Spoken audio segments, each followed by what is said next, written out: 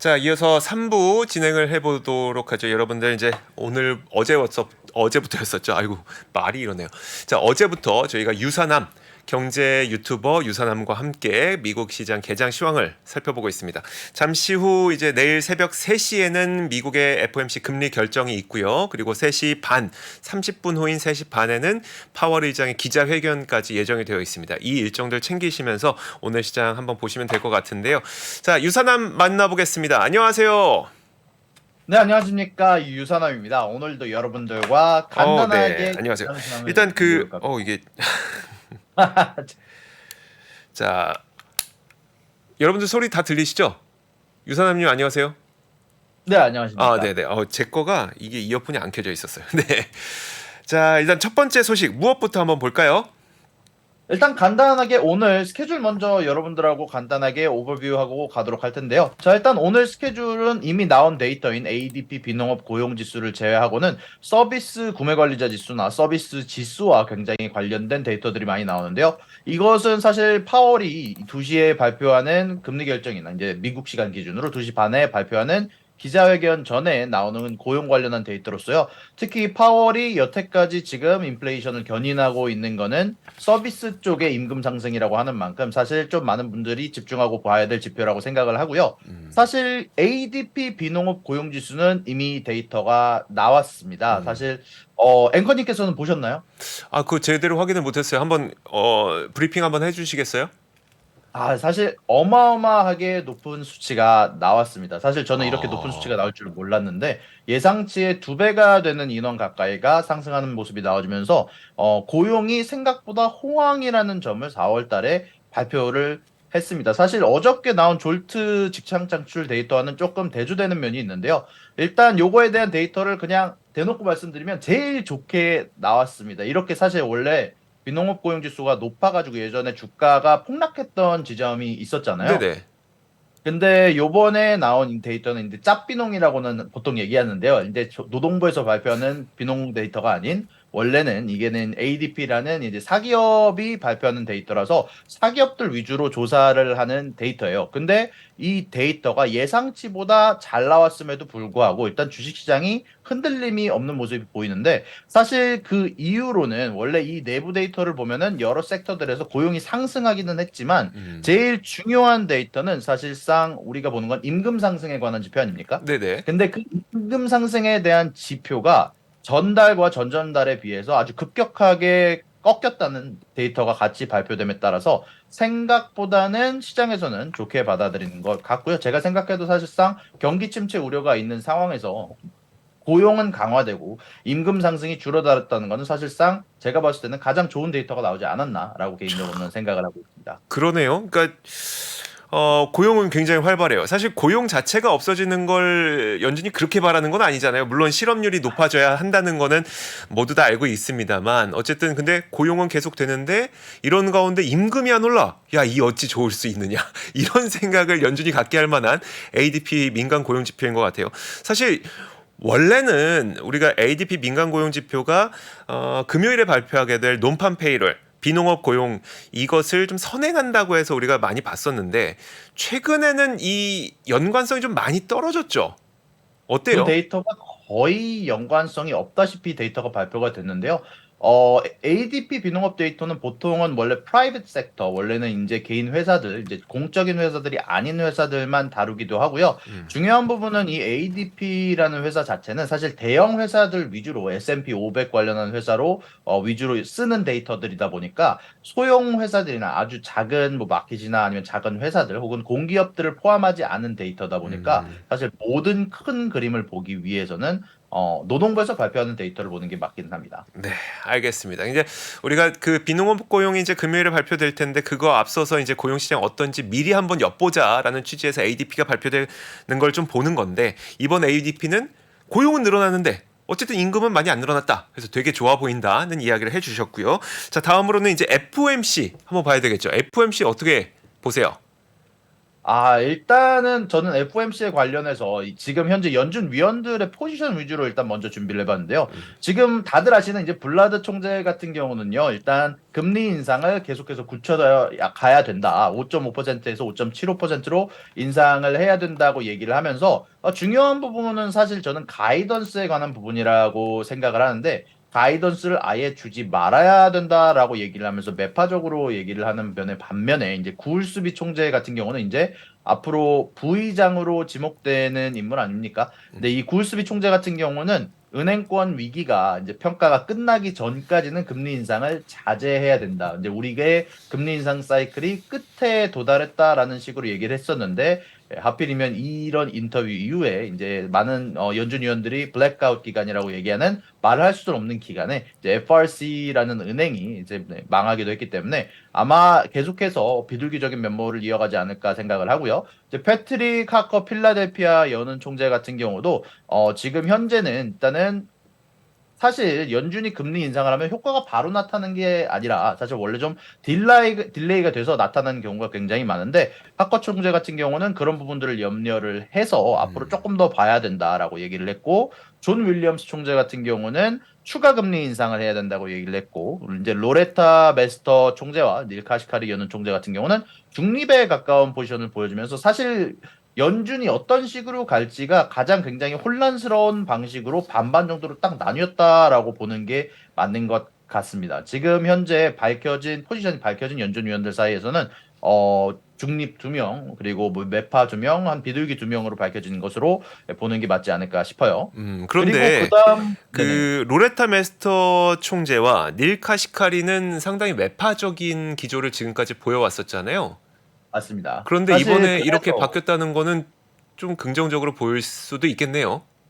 네, 사실 저도 회의록에서 사실 놀랐던 부분들이 있었는데요. 이번에 어, 발표된 회의록 내에서도 사실은 원래 모두 만장일치로 금리 인상을 하기로 결정했다고 나오지 않았습니까? 네. 근데 회의록 내에서 살펴보면은요, 의외로 많은 인원들이 금리 동결을 이야기했다, 언급했다, 은행권의 이야기 때문에 사실 그런 이야기가 언급되어 있었던 만큼 많은 위원들이 사실 어느 정도 금리 인상보다는 일단 동결 쪽의 무게를 싣고 있는 모습들이 나올 것으로 예상이 되고 있고 사실 그런 부분들이 기대 인플레이션을 좀 잡기 위해서 어느 정도 포장을 하는 면도 있을 거라고 생각을 해요. 결론적으로는. 알겠습니다.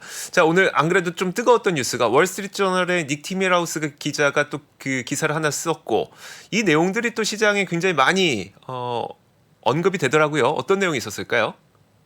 사실 닉 티밀하우스 기자가 이제 일단 나올 데이터에 관해서 앞으로 어떤 부분을 주목해야 되는지를 이야기를 했는데요. 일단 정확히 얘기하면 가이던스에 관한 부분을 얘기를 했어요. 음, 일단 가이던스를 보면서 어떤 방식으로 지금 우리가 연준 위원들의 회의록이나 인터뷰를 봐야 될까에 대한 언급을 했는데 사실 저도 보면서 이제 여러 데이터가 우리가 봐야 되지 않습니까? 네. 일단은 사실 어떻게 보면은 연준 위원들에게 안 좋은 데이터들도 있고 금리 인상을 해야 된다는 데이터도 있고 하지 말아야 된다는 데이터도 있는데 인플레이션 데이터를 보면은 사실 최근에 들어서 이제 인플레이션 데이터가 내려오기는 했으나 사실 이게 중요한 점이 저번 해 7월부터는 사실 인플레이션이 급격하게 꺾였기 때문에 이게 역기저 효과가 있어서 이제 7월이나 6월이 되는 순간부터는 인플레이션이 내려가는 속도가 현저하게 줄 거라고 보는 게 사실 대부분 애널리스트들의 생각이거든요.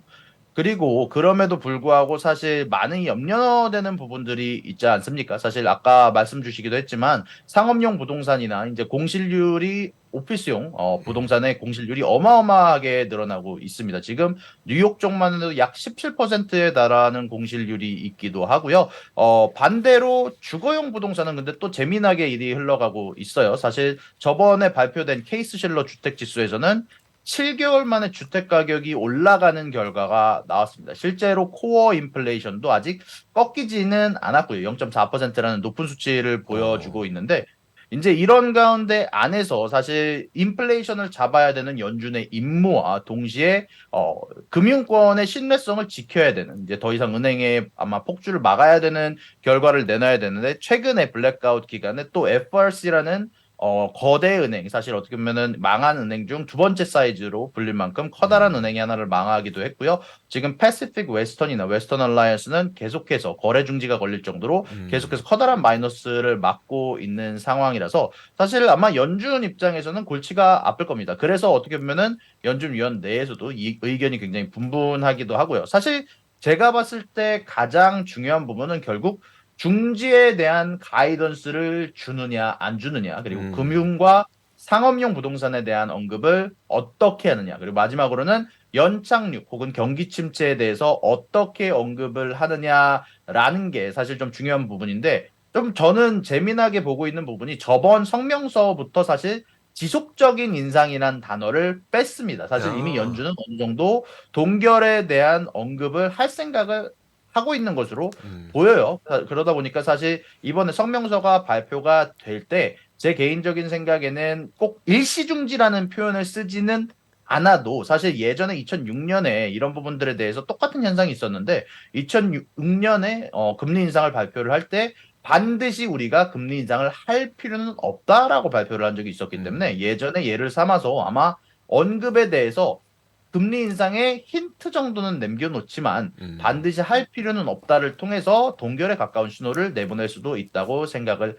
합니다. 사실 제가 생각했을 때는 연준이 일단은 금리 인상을 하게 일단 이번에는 금리 인상이 거의 확정이라고 보는데, 일단은 그 가능성에 대해서는 일단 BTFP를 통해서 이제 대출 창구를 이용해서 음, 이번 인수를 도와준다든지 은행에 대해서 도와줄 방향에 대해서는 어느 정도 방향성이 잡혀 있기 때문에 일단 인플레이션을 먼저 잡을 거라고 생각을 해요. 음, 그렇지만 또 이제 반대로 좀 생각을 하면은 이미 연준의 금리는 사실 이미 어느 정도 높아져 있는 상황이고, 이미 은행들은 이미 자체적으로 긴축 사이클을 돌리고 있는 상황입니다. 이미 여러 어닝에서 발표가 되기는 했지만 이미 은행들은 상업용 부동산에서 리스크를 지우기로, 이제 리스크를 최대한 덜기로 발표를 했고요. 그리고 앞으로 대출에 대해서 아무래도 규제가 강화될 것을 염려를 해서 이제 어떻게 보면은 시장에 들어가는 돈이 들어와야지 사실 긴축 사이클이 끝난 거 아닙니까?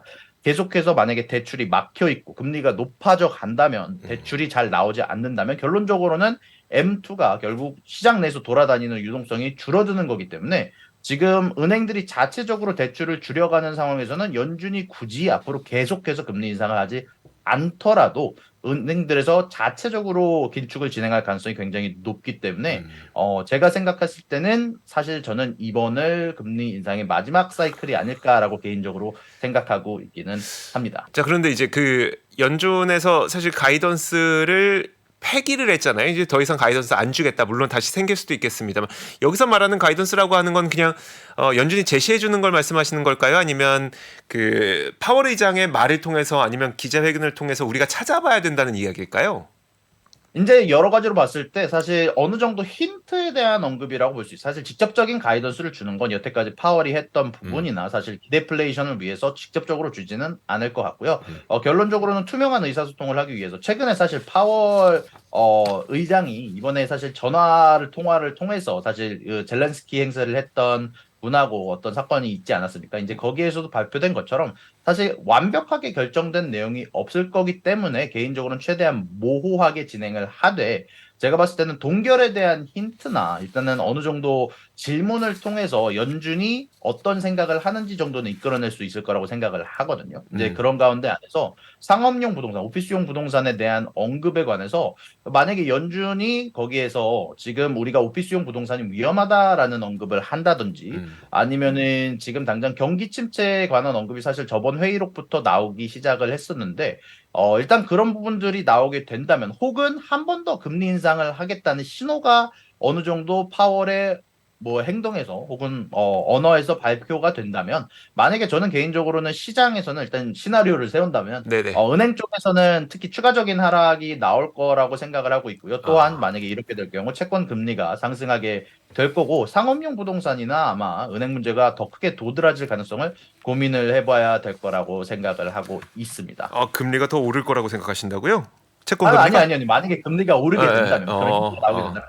지금 의외로 예. 페드와치2를 보면은 의외로 금리를 두 번 인상할 거라고 생각하는 시장도 많은 것 같아가지고요. 알겠습니다. 알겠습니다. 자, 그러면 이제 FOMC는 일단 그 이번에 인상하고 그 이후에는 약간 동결할 가능성이 있지만 앞서 말씀하셨던 이제 김광석 교수님하고 거의 의견이 비슷하신 거네요. 상업용 네네. 부동산, 금융불안 이런 것들에 대해서 좀 강력하게 얘기한다면 오히려 앞으로 금리는 좀 더 이상은 안 올릴 것이다라고 시장에 해석할 것 같다. 아마 그렇게 나올 가능성이 제일 높다고 생각하고 있습니다. 알겠습니다. FOMC까지 들어봤고 다음 뉴스는요? 사실 일단은 저는 저번에 나왔던 어닝에 대한 이야기를 좀 하고 싶은데 사실 어제 반도체 투자하시는 분들이 굉장히 많은데 어제 AMD가 어닝을 발표했지 않습니까? 근데 네. AMD가 어닝을 발표한 이후에 거의 5.6% 가까이 하락하는 모습이 나왔는데 사실 AMD가 어닝이 생각보다 괜찮게 나왔습니다. AMD가 뭐 매출도 정확하게 쪽 살짝 예상치보다 높은 수치가 나오기도 했고 EPS가 예상치보다 높은 수치로 나오긴 했지만 문제가 되는 부분은 일단 가이던스에 관한 부분이었습니다. 이제 가이던스가 원래 시장이 예상했던 컨센서스는 5.5 빌리언 달러였는데 매출에 대한 가이던스가 5.3 빌리언 달러로 예상치보다 소폭 하회하는 모습이 나와주면서 안 좋은 모습이 나와졌고요. 오늘 전체적으로 장이 시작 전에 반도체 쪽에서 사실 조금 좀 안 좋은 모습들이 보여지고 있는 것 같고요. 그리고 오늘 원래 발표된 어닝 중에서 포드 쪽에서도 발표가 됐었는데 포드도 사실 실적이 잘 나왔습니다. 이제 매출과 어닝 양쪽에서 좋은 실적을 냈는데 사실 오늘 애프터마켓에서 떨어지긴 했었어요. 이제 그 이유로는 사실 포드가 이번에 어닝을 발표를 하면서 가이던스를 줬는데 정말 좋은 실적을 냈음에도 불구하고 가이던스를 상향 조정하지 않았기 때문에 생각보다 보수적인 가이던스로 인해 가지고 주주들 중에서는 안 좋게 받아들였던 것 같습니다. 자, 종목별로 한번 살펴봤고요. 이제 장 시작까지 한 1분 정도 남았는데 저희 얘기 하나만 더 하죠. 자, 오늘 우리가 주목해봐야 될 그 기업들 혹은 주목해봐야 될 섹터 어느 쪽 좀 보고 계세요? 일단은 저는 오늘 어닝에 대해서 발표될 어닝에 대해서 좀 이야기를 하고 싶은데요. 오늘 사실 장 시작 전에는 CVS가 발표가 됐고요. 그리고 장 시작 후에는 장 마감 후에는 퀄컴에 대한 어닝이 발표가 될 텐데 사실 이미 AMD 쪽에서 이제 가이던스가 부진했기 때문에 퀄컴 쪽에서 어떤 가이던스를 내놓을지가 사실 반도체 섹터의 앞으로 미래를 좀 좌우할 거라고 생각을 하고요. 사실 지금 일단 화면 일단 보면서 얘기를 할 텐데 지금 일단 장 시작 전에는 이제 FOMC를 기다리면서 전체적으로 조금 잠잠한 모습들을 보여주고 있는데 제가 생각했을 때는 반도체 쪽 같은 경우는 어닝에 관련돼서 이제 많은 사람들이 주목을 해야 될 섹터라고 생각을 하고 있고요. AMD 쪽에서 이미 안 좋은 결과가 나왔고 이제 앞으로 좀 뭐랄까요? 이제 AMD뿐만이 아니라 사실 곧 좀 있으면 퀄컴이 발표될 거기도 하고 그리고 좀 있으면 제가 제일 주목하고 있는 섹터는 결국 중소형 사이즈의 은행이 아닌가 싶습니다. 중소형 사이즈의 은행은 특히 웨스턴 얼라이언스나 이제 팩W라는 은행은 사실 지금 현재 많은 미실현 손실액이 관측이 되고 있어요. 결론적으로는 추가적인 금리 인상에 대한 힌트가 있다면 혹시라도 혹은 시장에서 그렇게 받아들이는 언어에 대한 언급이 있다면 아마 은행 쪽에서는 추가적인 하락이 나올 수가 있다고 생각을 하고요. 그리고 지금 제가 좀 재미나게 보고 있는 섹터는 사실 오일 쪽 관련한 섹터입니다. 지금 오일의 가격이 계속해서 추가적인 하락이 이어지고 있습니다. 최근에 감산을 발표했음에도 불구하고 오일 쪽의 가격이 계속해서 내려감에 따라서 지금 시장 쪽에서는 오일 쪽 섹터의 어닝이나 좀 안 좋은 부분들을 보고 있는 것 같기 때문에 계속해서 추가적인 하락이 나오고 있는 것으로 보입니다. 알겠습니다. 자, 조금 전에 미국 시장이 출발을 했습니다. 장 출발 모습 한번 봐야 될 것 같은데요. 지금 뭐 여러 가지 움직임들이 있어요. 일단 제가 히트맵을 한번 보여드리도록 하죠. 자, 미국 시장 지수만 보자면 지금 이게 들어오고 있는지 한번 볼게요. 자, 지수만 보면은 이거 들어온 거 맞죠? 나스닥이 0.15%, 다우가 0.08%, S&P 500이 0.12% 정도 오르고 있는데 히트맵을 한번 살펴보도록 하겠습니다. 자, 조금 전에 말씀해 주셨던 AMD가 실적과 함께 지금 7% 정도 넘게 하락을 하고 있고 더불어서 엔비디아도 오늘은 좀 별로 좋지 못한 그런 모습이 나타나고 있습니다. 다른 빅테크 기업들은 아주 큰 움직임이 나타나고 있지는 않은데 여기서 눈에 띄는 게 바로 스타벅스.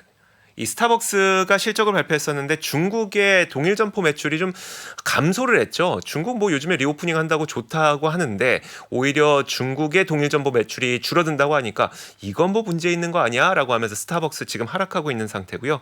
자, 눈에 띄는 거 또 있습니다. 일라이릴리. 이 도나네밥이라고 부르죠. 우리가 그 치매 치료제, 그 치매 치료제라고 해야 될까요?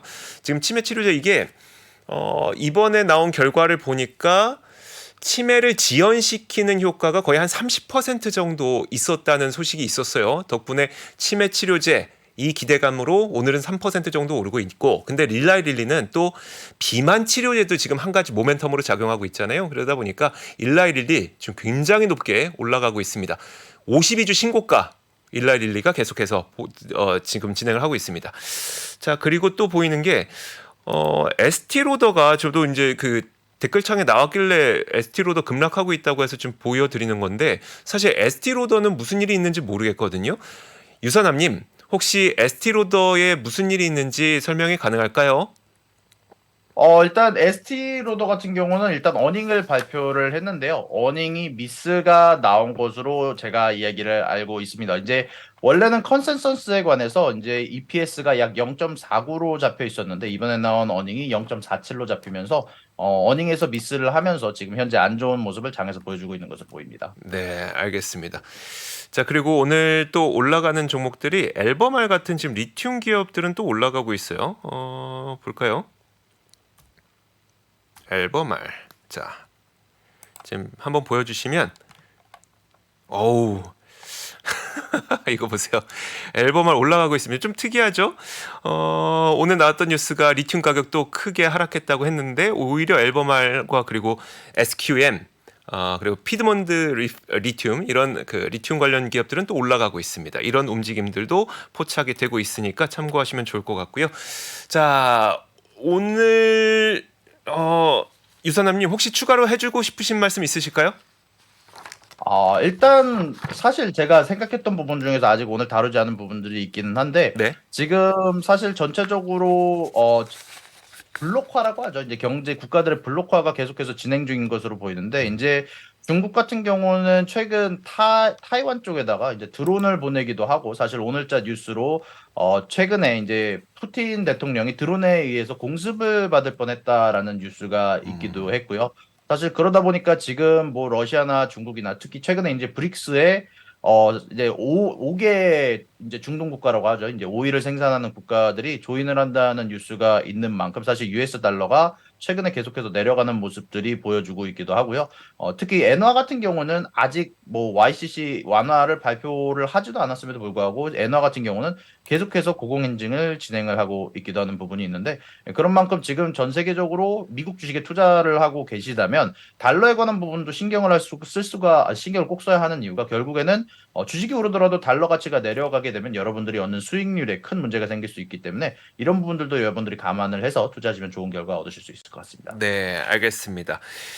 자, 오늘 글로벌 라이브 유선남님께서 또 개장 시황을 도와주셨습니다. 지금 보니까 댓글 반응들이 상당히 좋습니다. 유선남님 왜 이렇게 잘생기셨다면서?